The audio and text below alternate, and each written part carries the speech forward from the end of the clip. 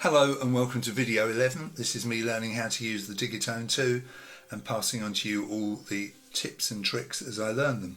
In today's video I'm going to show you a few tips about various things. We're going to start by talking about the page menu.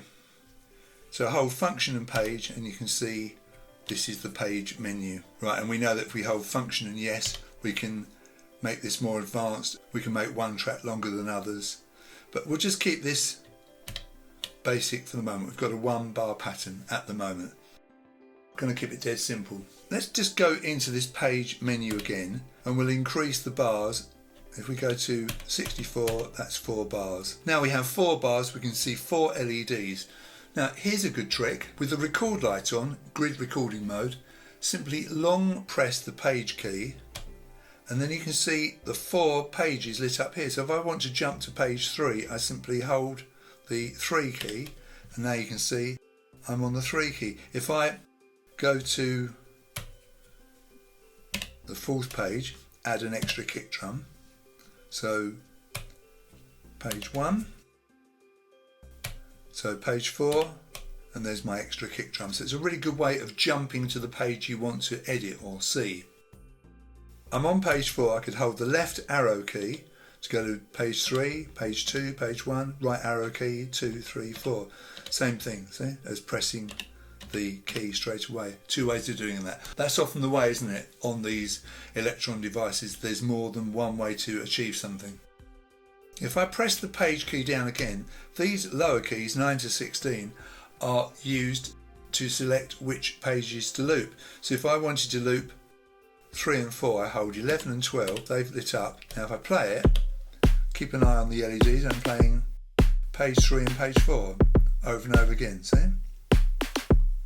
Hold it down again, see? Now if I hold page down and just get rid of 12, in other words get rid of 4 because that is page 4, page 3 which is set on trig 11 will play over and over again. This is just page 3, keep an eye on the LED. You can do non-contiguous pages, so I hold page and I'll do 9 and 12 which is pages 1 and 4. Now it will go from 1 to 4. Page 1, page 4, page 1, page 4. So it's a good little trick, isn't it? At the moment I've got a 4-bar pattern. I'm on the kick drum track at the moment. If I hold function and page and I bring this to just a 1-bar pattern, okay, now I'm going to need to hold function and yes. Now you can see that the pattern reset is at 16. Now this means to say that if I've got anything on other tracks that go further than 16, further than 1 bar, we won't hear it. Now if I've got the reset at 16, we won't get as far as those other bars. It'll always be that first bar playing over and over again. So to hear those other bars of the snare drum, I'm going to have to set the reset to 64. Now I will hear those other bars of the snare drum. See? Here they are.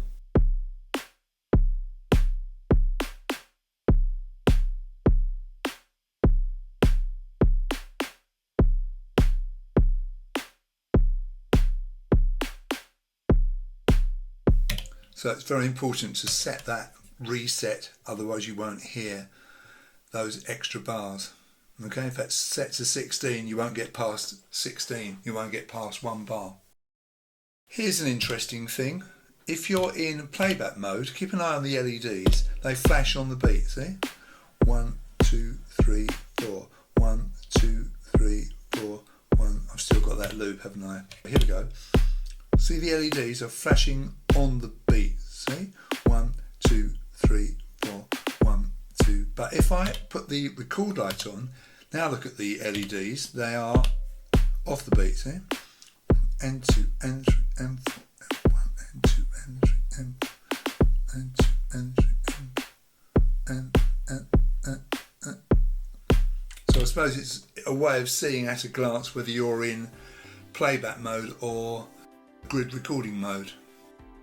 While I'm on my tips video here. Here's a couple of other tips, not related to the page, but something I want to show you while I'm thinking of it. Now, if I put a parameter lock on something, right, so let's put some reverb on this snare. Right, now, if I let go, you'll see that this is now flashing. I can see that this trig immediately has got a parameter lock on it, whereas this one doesn't. It's not flashing. This one's flashing. That's how I know there's a parameter lock on it. And as you've seen in other videos, I can get rid of that parameter lock by holding this trig down and pushing down, in this case on the reverb encoder, which is F. Now it stopped flashing. Let's put it on again. Or I could press down on this and press clear, and it's gone as well. That's another way of doing it. It's probably easier than pushing down on the encoder. If you are recording, if I go to record and play, it's set at quantized. If I press play again, it jumps to unquantized. So you can toggle quantized and unquantized by holding the record button down and pressing that play button. See? So you might want to record something without it being locked to the beat, and so you can hold record down, press play again, and now you're in unquantized mode. And then in the same recording, I guess you can just jump to quantized or unquantized, whatever you want. Right, my final top tip of the day is long press. This is something I was looking at this morning. Now, I haven't gone into massive details on this, but if you press and hold any of these 6 keys up here, so if I press mod, okay, just quick press takes me to the 3 LFOs, so I'm on LFO 1. If I long press that, you'll see all the values come up. See? Let's go to LFO 2, press and hold, you can see the actual values if it's something that's got values.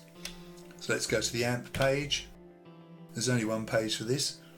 Long press, we can see the values where that's applicable. So filter, press and hold. If you do a quick press, it jumps to the next page. So long press to see the values, quick press to jump pages. Syn page, so quick press goes through the 4 pages, but long press, we see the values if there are any. See, that's a good little trick, isn't it? I only learnt that today. Hope you found this video useful. If you did, please give it a like and consider subscribing to my channel. If you're feeling like you might want to help me on my way a little bit, please give me a small donation either here on YouTube or on my website, which is www.daddylongles.com, where you'll find loads and loads of interesting videos all about my musical life, not only my tech stuff but all the instruments I play. Thank you very much for watching, and you'll see me in my next video.